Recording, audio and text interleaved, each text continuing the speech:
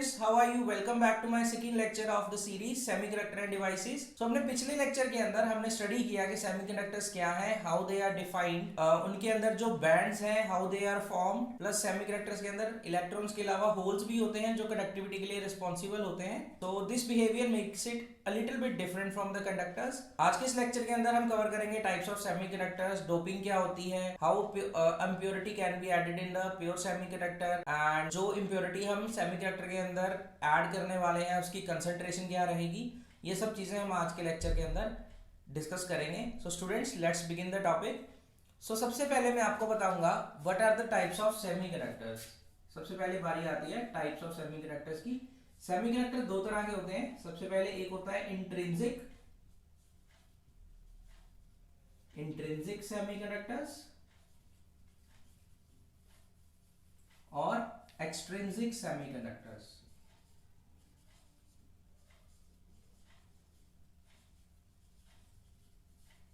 ठीक है। अब ये जो इंट्रिंसिक सेमीकंडक्टर्स होते हैं ये प्योर सेमीकंडक्टर्स को कहा जाता है। Why pure semiconductors are called intrinsic semiconductors? क्योंकि जो प्योर सेमीकंडक्टर्स होते हैं उनके अंदर जो कंडक्टिविटी के लिए इलेक्ट्रॉन्स यूज होते हैं वो इंटरनली जनरेट होते हैं ड्यू टू थर्मल एजिटेशन। हमारा जो रूम टेम्परेचर है उससे ये जो एटम है हमारे सेमीकंडक्टर का, जो सिलिकॉन एटम है, वो कुछ थर्मल एनर्जी गेन कर लेता है और उसके जो वैलेंस इलेक्ट्रॉन्स होते हैं वो फ्री हो जाते हैं and they act as free electrons and they are responsible for the conductivity. क्योंकि वो जो इलेक्ट्रॉन्स हैं वो इंटरनली एटम से ही जनरेट होते हैं, मींस वो प्योर सेमीकंडक्टर से इंटरनली ही जनरेट हुए हैं। That's why this type of semiconductors are called intrinsic semiconductors. तो हमने अपने प्रीवियस लेक्चर के अंदर सारी डिस्कशन करी थी। मैंने आपको सिलिकॉन की एक स्ट्रक्चर बना के दिखाई थी दैट सिलिकॉन के साथ कोवलेंटली बॉन्डेड है और मीन्स हर सिलिकॉन के अराउंड 4 बॉन्ड्स बने हुए हैं। ये सब चीजें मैंने आपको बताई थी और फिर मैंने आपको बताया था कि थर्मल एजिटेशन से इलेक्ट्रॉन बाहर आ जाएगा और यहाँ पे वैकेंसी क्रिएट हो जाएगी जिसको हम होल कहेंगे। वो जो सारी चीज थी that was totally based on intrinsic semiconductors. So intrinsic semiconductors के बारे में हम पहले पढ़ चुके हैं अपने पिछले लेक्चर के अंदर। तो आज मैं आप लोगों को बताऊंगा एक्सट्रिंसिक सेमीकंडक्टर्स के बारे में। What are extrinsic semiconductors and how they are formed. अब देखिए, सबसे पहले तो मैं आपसे ये डिस्कस करना चाहूंगा कि जो हमारे पास इंट्रिंसिक सेमीकंडक्टर्स थे, why we have made extrinsic semiconductors. Intrinsic semiconductor से हमारा काम क्यों नहीं चला? तो इसकी कुछ ना कुछ लिमिटेशंस रही होंगी जिसकी वजह से मुझे एक्सट्रिंसिक सेमीकंडक्टर्स के ऊपर जाना पड़ा। तो पहले मैं आप लोगों से वही इंट्रिंसिक सेमीकंडक्टर्स की जो लिमिटेशंस थी वो डिस्कस कर रहा हूँ। सो इसकी सबसे पहली जो लिमिटेशन थी वो ये थी कि इसमें जो भी इलेक्ट्रॉन्स थे जो रिस्पॉन्सिबल है कंडक्टिविटी के लिए, all those are formed from the thermal agitation. और थर्मल एजिटेशन से हम सिर्फ लिमिटेड अमाउंट ऑफ इलेक्ट्रॉन्स ही रिमूव कर पाते हैं। एक क्रिस्टल के अंदर से ज्यादा कंडक्टिविटी हम इससे इसलिए अटेन नहीं कर पाएंगे क्योंकि हमारे पास ज्यादा number of free electrons available नहीं है कंडक्टिविटी के लिए। ठीक है, सबसे पहली लिमिटेशन तो ये रही। As intrinsic charge carriers are created by thermal agitation, so there is no flexibility to control their number. ठीक है, उनके नंबर को कंट्रोल करने के लिए, मतलब फ्री इलेक्ट्रॉन्स को बढ़ाने के लिए मेरे पास कोई ऑल्टरनेटिव प्रोसेस नहीं रहा। और अगर अब मुझे कंडक्टिविटी बढ़ानी हो तो मेरे पास और कोई ऑप्शन बचेगा नहीं। इसकी सेकंड लिमिटेशन थी वो ये थी कि इंट्रिंसिक सेमीकंडक्टर के अंदर the number of free electrons and number of holes so created have the same concentration. मतलब दोनों की जो अमाउंट है, जो नंबर है वो सेम है। तो ये भी हमारे ऊपर कुछ ना कुछ लिमिट लगा देता है इसके यूज में।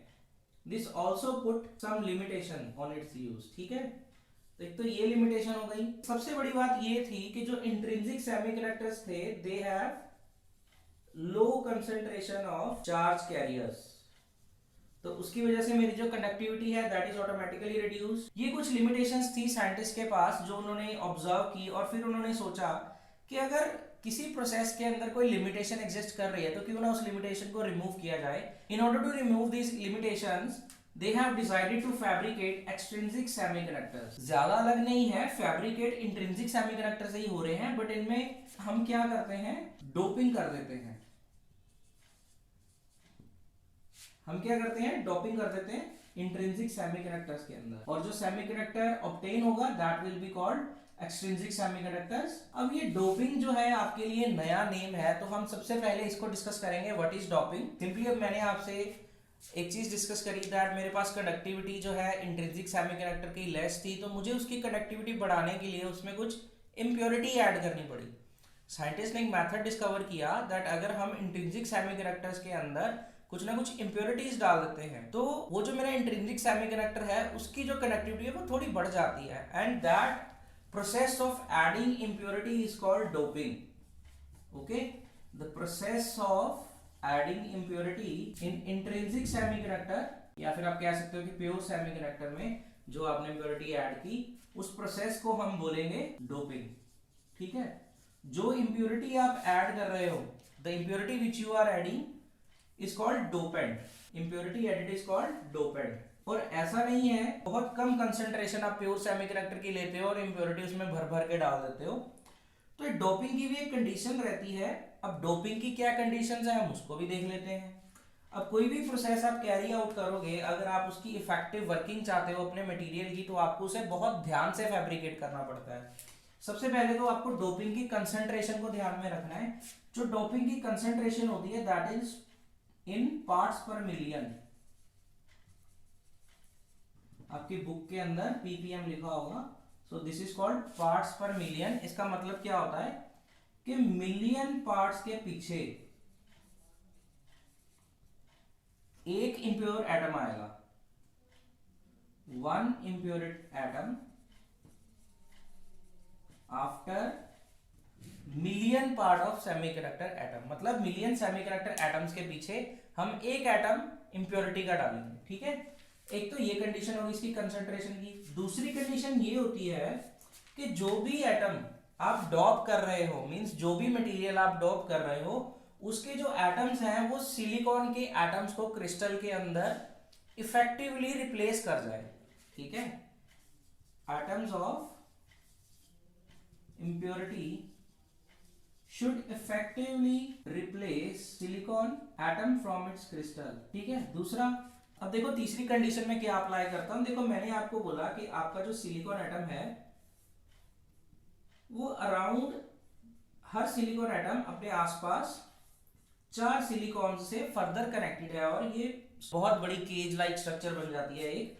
तो अब इसमें क्या है, देखो मैंने यहाँ पे एक टर्म यूज की दैट जो इम्प्योर एटम है वो इफेक्टिवली रिप्लेस कर जाए सिलिकॉन एटम को। सपोज मैंने एक वॉल में एक होल कर दिया है। ठीक है, अब अगर उस होल को मुझे कंप्लीटली फिल करना है तो मुझे उस होल के साइज का कुछ ना कुछ ऑब्जेक्ट वॉल में इंसर्ट करना पड़ेगा, otherwise my wall will be empty. चलो ये तो एक चीज थी। अगर मैं उस होल से बड़ी चीज वॉल में इंसर्ट करने की कोशिश करूंगा, इंसर्ट नहीं होगी। सो नेक्स्ट कंडीशन क्या रहेगी कि जो भी आप इम्प्योरिटी ऐड कर रहे हो, size of impurity, size of atom of impurity should be equivalent to the size of atom of intrinsic semiconductor, मतलब प्योर सेमीकंडक्टर हो सकता है सिलिकॉन हो सकता है जर्मेनियम हो। ठीक है, इज इट ओके। अब जो डोपेंट है उसकी एग्जांपल क्या है मैं आपको देता हूं। अब देखो जो सिलिकॉन है वो कार्बन फैमिली का एक एलिमेंट है। कार्बन फैमिली के अंदर सिलिकॉन कहां आता है? ठीक है, कुछ ऐसी लोकेशन है सिलिकॉन की, और इसके साथ ही अगर मुझे कंपेरेबल साइज चाहिए तो या तो साइज सिलिकॉन से जस्ट नेक्स्ट वाला उठा सकता हूं या एक पहले वाला, ये इक्विवेलेंट रहेगा ना, मिलते जुलते साइजेस रहेंगे इनके।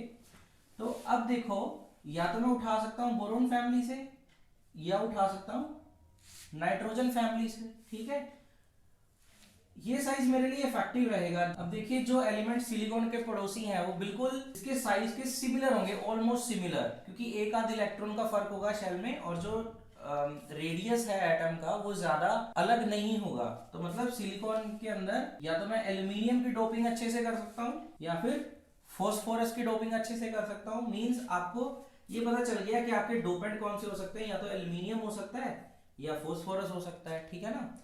तो अब जो बोरोन फैमिली है वो है trivalent family. Trivalent family means जिनके वैलेंस शेल के अंदर आपको 3 वैलेंस इलेक्ट्रॉन्स मिलेंगे, और जो नाइट्रोजन फैमिली के एलिमेंट्स हैं वो आपको मिलेंगे पेंटावेलेंट। पेंटावेलेंट मींस जिनके वैलेंस शेल के अंदर 5 इलेक्ट्रॉन्स होंगे, तो ना सीधा है 3 stands for try and 5 stands for पेंटा।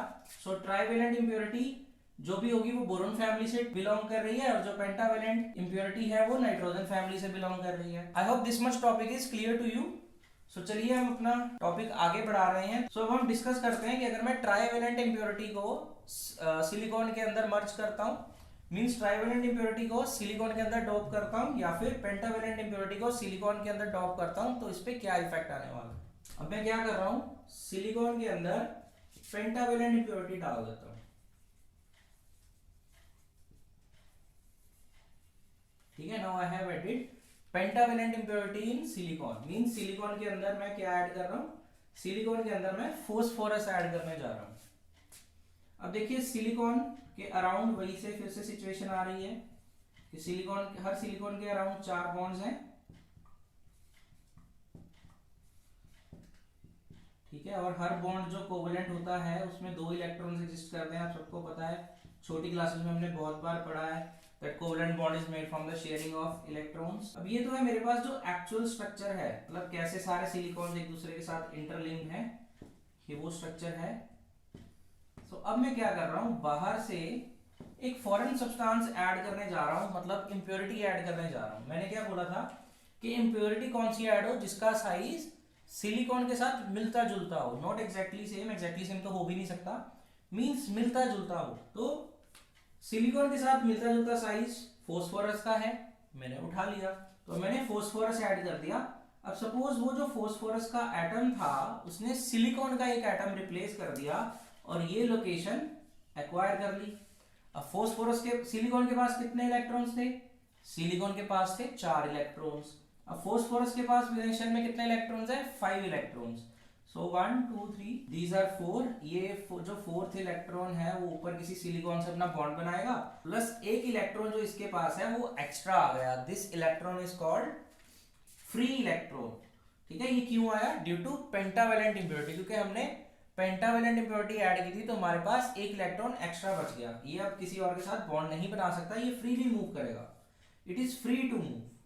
ठीक है, तो अब जो सेमीकंडक्टर आपके पास बना है, इस तरह का एक्सट्रिंसिक सेमीकंडक्टर, हम इसको नेम देते हैं एन टाइप सेमीकंडक्टर्स। और इस टाइप ऑफ सेमीकंडक्टर्स के अंदर अगर थर्मल एजिटेशन बाय चांस हो जाती है, तो if there exist thermal agitation, तो ज्यादा से ज्यादा ये कोवेलेंट बॉन्ड ब्रेक होएगा। ठीक है, और अंदर क्या क्रिएट हो जाएगी, एक वैकेंसी क्रिएट हो जाएगी। ठीक है, इसकी जगह पे तो मैं आपको क्रिएट करके दिखाई देता हूँ। ये मेरी एक वैकेंसी क्रिएट हो गई और मेरा इलेक्ट्रॉन जो है वो बाहर आ गया। अब आप क्लियरली देख सकते हैं कि इसमें जो नंबर ऑफ इलेक्ट्रॉन्स है they are greater than number of holes generated in the crystal. Okay, अब देखिए जो पेंटावेलेंट इंप्योरिटी है वो एक डोनर इंप्योरिटी है, मींस आप इस इलेक्ट्रॉन को बहुत कम एनर्जी अगर प्रोवाइड करेंगे तो ये भागा दौड़ा एक एंड से दूसरे एंड में आराम से जा सकता है। अगर मैं in case of band model बात करूं तो ये मेरे पास वैलेंस शेल है और ये मेरे पास कंडक्शन बैंड है, इसको वैलेंस बैंड बोलते हैं, और जो ऊपर वाला है वो कंडक्शन बैंड है, और जो बीच का बैंड गैप है that is called energy gap Eg। ठीक है, अब देखिए ये जो इलेक्ट्रॉन है ये कौन सा इलेक्ट्रॉन है, ये फ्री इलेक्ट्रॉन है। आप इसको बहुत ध्यान से सुनना, आप इसको बहुत कम एनर्जी दोगे और ये बहुत ही जल्दी एक एंड से दूसरे एंड में मूव कर जाएगा, मींस कंडक्टिविटी में बहुत इफेक्टिवली हेल्प करेगा with the help of very less amount of energy. मतलब आप इस इलेक्ट्रॉन को वैलेंस बैंड से अगर कंडक्शन बैंड में भेजना चाहते हो तो आप बहुत कम एनर्जी दोगे, मतलब इसके पास ऑलरेडी एक्सेस एनर्जी है और इस इलेक्ट्रॉन ने जो एनर्जी स्टेट ऑक्यूपाई कर रखी है उसकी एनर्जी ज्यादा है, आप उसको थोड़ा सा एनर्जी दे रहे हो, वो ऑटोमेटिकली कंडक्शन बैंड में शिफ्ट कर रहा है, means this electron is lying in energy state which is near to conduction band, right. So इसका जो लेवल है वो यहां कहीं हम बनाते हैं और वो लेवल रहता है डोनर लेवल। क्यों इसको डोनर लेवल नेम क्यों दिया जाता है, क्योंकि अब जो मैंने इसमें इंप्योरिटी ऐड की वो कौन सी इंप्योरिटी थी, वो थी पेंटावेलेंट इंप्योरिटी। पेंटावेलेंट इंप्योरिटी ने क्या किया, हमें एक इलेक्ट्रॉन डोनेट किया, डोनेट से बना donor, and this energy band is donor energy band. और ये जो फ्री इलेक्ट्रॉन्स है जो कम एनर्जी से जंप करेंगे कंडक्शन बैंड के अंदर, वो इस डोनर एनर्जी लेवल में एग्जिस्ट करेंगे। तो स्टूडेंट्स अब पता चला ये जो एनर्जी डोनर बैंड हम शो करते हैं इस बैंड मॉडल के अंदर, वो कहाँ से आता है, वो यहाँ से आता है। ये सब डिस्कशन है उसके पीछे। तो चलिए चलते हैं, अब मैं आपको बताता हूँ। ये तो बात थी कि अगर मैंने इसमें पेंटावेलेंट इंप्योरिटी ऐड की, what if I will dope it with trivalent impurity. नई नई चीजें एक्सपेरिमेंट करने से ही आती हैं, तो कुछ नया ऐड करेंगे तो कुछ डेफिनेटली नया बनेगा। लेट्स सी क्या बनेगा। अब देखिए मैं सिलिकॉन के अंदर ट्राइवेलेंट इंप्योरिटी ऐड करने जा रहा हूँ। ट्राइवेलेंट इंप्योरिटी मींस वो एटम, वो इंप्योरिटी मैं ऐड करने जा रहा हूँ कोई भी अपने पीरियोडिक टेबल में से जिसकी वैलेंस शेल में 3 इलेक्ट्रॉन है। पूरी की पूरी बोरोन फैमिली के अंदर वैलेंस शेल के अंदर 3 इलेक्ट्रॉन है, राइट। बट सिलिकॉन के साथ मैं उस एटम को डोप करूंगा जिसका साइज सिमिलर होगा, तो that atom is of aluminium. So मैं सिलिकॉन में एल्यूमिनियम को डोप करने जा रहा हूं। तो हर सिलिकॉन के अराउंड 4 बॉन्ड्स, और ये जो बॉन्ड बनेंगे these are covalent bonds and these are form by sharing, okay, sharing of electrons. So this is the situation. ये हमारे पास एक सिलिकॉन क्रिस्टल है। अब इसके अंदर मैं एल्यूमिनियम को डोप करने जा रहा हूं। तो डोपिंग की कंडीशन क्या थी कि जो भी एटम मैं डोप करने जा रहा हूं वो सिलिकॉन एटम को इफेक्टिवली रिप्लेस कर देता है। तो चलिए इस सिलिकॉन एटम को मैंने अपने एल्यूमिनियम से रिप्लेस कर दिया और इफेक्टिवली जाके सिलिकॉन की जगह मेरा एल्यूमिनियम उसकी सीट में जाके बैठ जाता है। अब एल्यूमिनियम की वैलेंस शेल में कितने इलेक्ट्रॉन्स हैं? एल्यूमिनियम की वैलेंस शेल में इलेक्ट्रॉन्स है 3। तो इसके ऊपर जो भी एक सिलिकॉन लगा होगा, तो पहले वो इनिशियली सिलिकॉन का बॉन्ड किससे मिलकर बना था? 2 इलेक्ट्रॉन से। बट अब एल्यूमिनियम के पास तो 3 इलेक्ट्रॉन्स है, मतलब उसने एक आते ही एक वैकेंसी क्रिएट कर दी। ठीक है, अब इस वैलेंसी को मैं नाम देता हूं होल का। ठीक है, अब ये भी आपके लिए एक नई चीज है। इलेक्ट्रॉन से तो आप फेमिलियर थे, बट हम आपको आज होल से भी फेमिलियर कराते हैं कि इस होल की प्रॉपर्टीज क्या है। इलेक्ट्रॉन का मास आपको पता है, चार्ज पता है, बट होल के बारे में आपको नहीं पता, तो होल के बारे में भी बताते हैं। तो अब देखिए सबसे पहले हम वही देखेंगे कि जो होल है, दिस इज होल, राइट। अब ये होल क्या करेगा, ये जैसे ही क्रिस्टल के अंदर घुसा, इसको बहुत भूख लग रही है, ये क्या करेगा, किसी ना किसी इलेक्ट्रॉन को अपनी तरफ अट्रैक्ट करेगा और अपनी भूख मिटाने की कोशिश करेगा। मींस अपने अंदर जो वैकेंसी क्रिएट हुई थी उसमें किसी ना किसी इलेक्ट्रॉन को फिट करने की कोशिश करेगा। ठीक है, जो होल है आते ही एक्सेप्टर का काम करना शुरू कर दिया इसने। अब देखिए आते ही इसने क्या किया, यहां से इलेक्ट्रॉन्स खींचने शुरू कर दिए। अब आप इसको चाहे थर्मल एजिटेट करें ना करें, एक्सटर्नल एनर्जी प्रोवाइड करें ना करें, ये अपने आप से ही इलेक्ट्रॉन्स को एक्सेप्ट करना इसने शुरू कर दिया है। मतलब बहुत ही कम एनर्जी यूज हो रही है for shifting the electrons from stable state to make hole stable, right. मतलब अब देखो अगर मैं बैंड मॉडल की बात करूं, सो this is my valence band and this is my conduction band. ठीक है, अब मैंने आपसे क्या बोला कि ये इलेक्ट्रॉन्स को होल बहुत कम एनर्जी लेके एक्सेप्ट कर रहा है।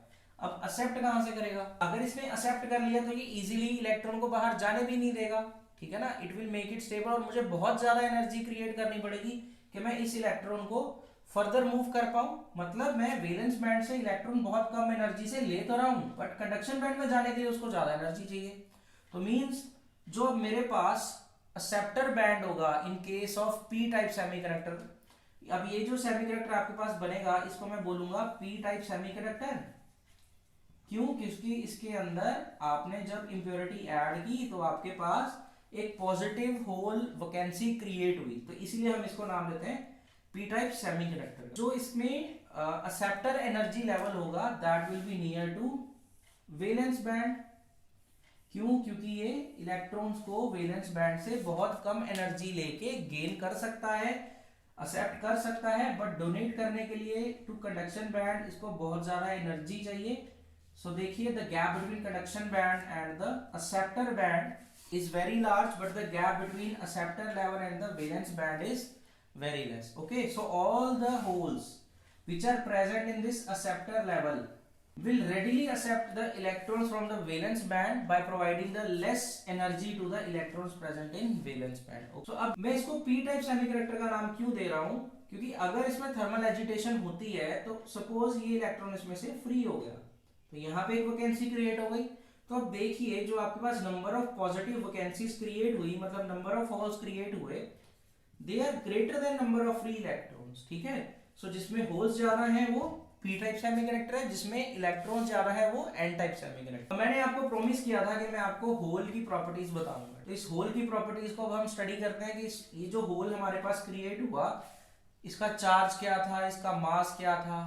ठीक है, अब ये क्रिएट कैसे हुआ वो मैंने आपको बता दिया। अब इसके चार्ज और मास की बात करते हैं। ये जो होल है मेरे पास, this is not a particle, ये कोई पार्टिकल नहीं है जैसे इलेक्ट्रॉन है, प्रोटॉन है। ये जस्ट एक वैकेंसी है जो जस्ट क्रिएट हुई है रिमूवल ऑफ इलेक्ट्रॉन से फ्रॉम कोवलेंट बॉन्ड। जस्ट एक वैकेंसी है, कोई पार्टिकल नहीं है। तो जो इसका मास कितना होगा, जितना मास इसके बीच में से उठ के गया, same will be the mass of that whole.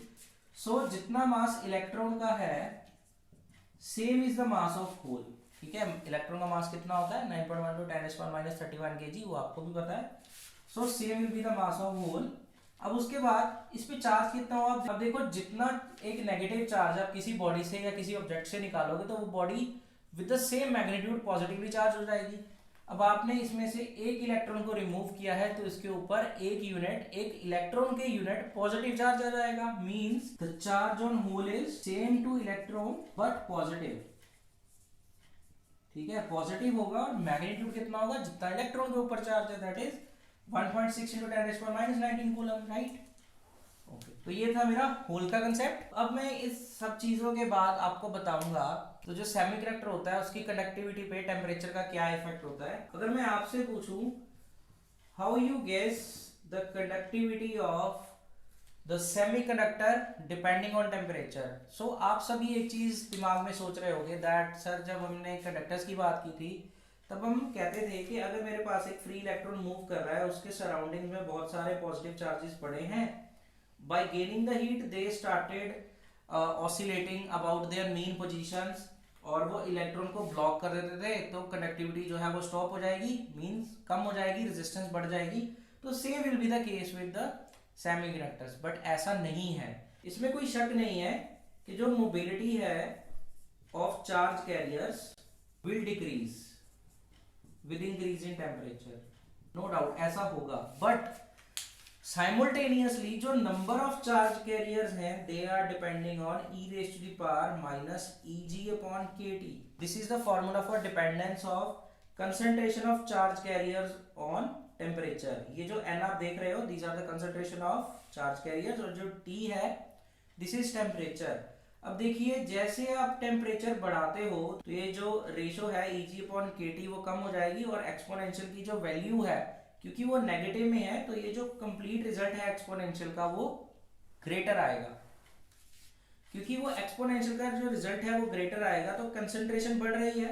With increase in concentration the conductivity of semiconductor increases. So ये जो मेरी चार्ज कैरियर्स की कंसंट्रेशन है ये डोमिनेट कर लेती है जो आपका मोबिलिटी वाला फैक्टर था उसको, जिसकी वजह से जो सेमीकंडक्टर की कंडक्टिविटी है वो टेम्परेचर के बढ़ने से बढ़ जाती है। तो अब सेमीकंडक्टर्स के अंदर जो रिलेशन है मेरा करंट का मोबिलिटीज के साथ, mobility of free charge carriers, वो हम अपने अगले लेक्चर के अंदर मींस लेक्चर 3 में कवर करेंगे। और इसी लेक्चर के अंदर मैं आपको fabrication of PN junction diode, उसमें डिप्लीशन लेयर कैसे बनती है, ये सब चीजों के बारे में बता दूंगा, और साथ ही में ये भी बता दूंगा कि बाइसिंग ऑफ पीएन जंक्शन क्या होती है। तो ठीक है स्टूडेंट्स, आज का हमारा लेक्चर बस इतना ही था। अगर आज के लेक्चर में कोई डाउट है, कोई क्वेरी है, आप कुछ पूछना चाहते हो तो वो आप कमेंट सेक्शन में पूछ सकते हो। तो मिलते हैं स्टूडेंट्स अपने अगले लेक्चर के अंदर। God bless you all, have a great day.